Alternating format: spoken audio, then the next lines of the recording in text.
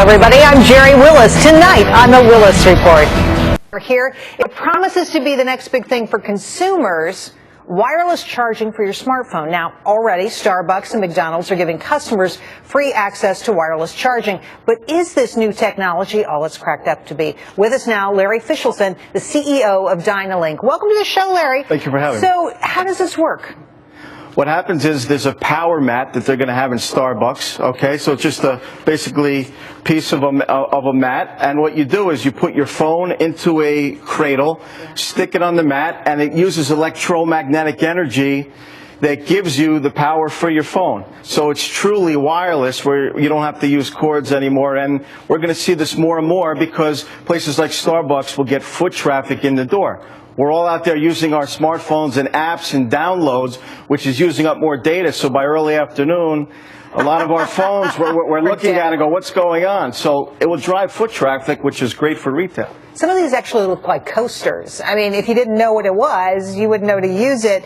And apparently some of the technology is like, you know, those electric toothbrushes that you put in the stands. That's how it works. Is that right? It's really the same thing as an electronic toothbrush, but instead of putting one toothbrush in, you can put many devices on the power mat. So basically, if you had a big toothbrush charger and you're able to put 50 toothbrushes on it, it would be the same thing. But it's really interesting because it's electromagnetic energy that it needs to have a handshake between the device and the power mat. Handshake. All right. Here's what I'm worried about, though. It's wireless technology, right? Am I at risk that somebody could get in the middle of that transaction and steal some of my personal information? You're not at risk because it doesn't have to do anything with a network. All it is really giving power to the device. So you're at zero risk, more than you would normally be with any device. Now, apparently this technology has been around for a long time. Why has it taken until now to actually get it into retail stores? It's taken till now because now we're in the tech ecosystem world where our whole world is going to devices, where we're using content, we're shopping online on our devices, so we're using up data that we never used before.